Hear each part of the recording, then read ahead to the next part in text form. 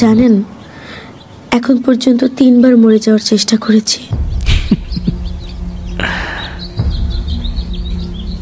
আপনি হাসলেন কেন? আমি কি হাসির মতো কিছু বলেছি? আপনার মৃত্যুতে আমার কষ্ট পাওয়ারই বাকি আছে। তবু মানুষ তো একটু মানবিকতা দেখায়। আসলেই মৃত্যুর সংবাদে মানুষ তো একটু মানবিকতা দেখায়।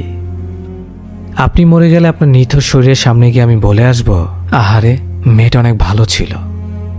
আমার মৃত্যুর শোক কি কয়েক ঘন্টাও স্থায়ী হবে না? কারো চলে যাওয়ার ব্যথাই চিরস্থায়ী হয় না।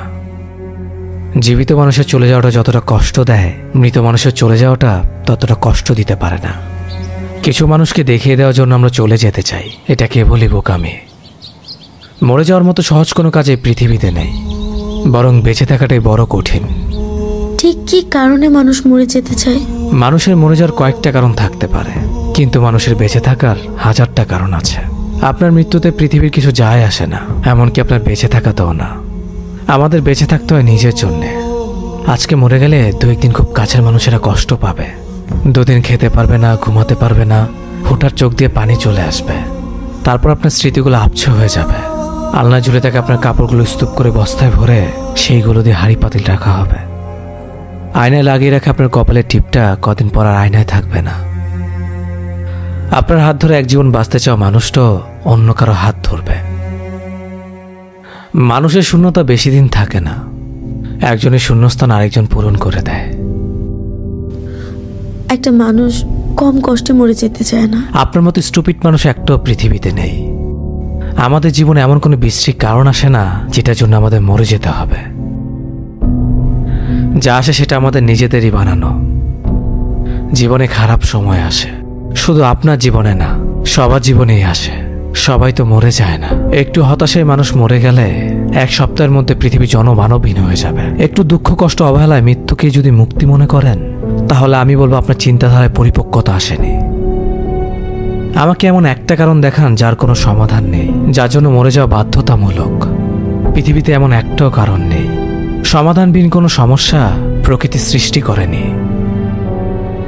আমার আফসোস হয় ছোট্ট একটা জীবনকে সামলাতে পারেন না। তাহলে পৃথিবীতে মানুষ হয়ে কেন এসেছেন? আপনাকে একটা গল্প শোনাই। বেশ কিছুদিন আগে একটা মেয়ে তার ভালোবাসার মানুষটাকে হারিয়ে সিলিং ফ্যানের সাথে ঝুলে গিয়েছিল। তার মৃত্যুর 3 দিন পর বাসায় জম্পেশ খানাপিনার আয়োজন করা হলো। খানাপিনার আয়োজন করা হচ্ছে এই কারণে যাতে ভরপেট খেয়ে তাদের ভেতর থেকে দোয়া আসে। আপনার জীবনের মূল্য কতটুকু যেখানে মানুষকে খাইয়ে দোয়া আনতে হয়? আপনার মৃত্যুর পরে পৃথিবীর কাছে আপনার কোনো মূল্য নেই। মানুষ মূল্যহীন জিনিস নিয়ে বেশি দিন পড়ে থাকে না।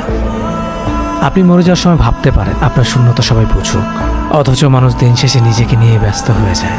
কারো শূন্যতাই কারো কিচ্ছু যায় আসে না। আপনার একার চলে যাওয়াতে পৃথিবীর একটা কোণও বদলাবে না। You are nothing after death. জীবনে দুঃখ কষ্ট হতাশা আসবেই, এটাই জীবনের রহস্য। জীবনে এমন একটা প্রেম আসে না যখন মনে হয় তাকে ছাড়া আমার বেঁচে থাকা অসম্ভব, অথচ সেই মানুষটা চলে যাওয়ার পরও আমরা দিব্যি বেঁচে থাকি। বছরের পর বছর কষ্ট হওয়ার পরেও একদিন তাকে আর মনে পড়ে না। বেঁচে থাকার এত হাজার হাজার কারণ লাগে না, 2-1টা নির্দিষ্ট কারণ হলেই বেঁচে থাকা যায়।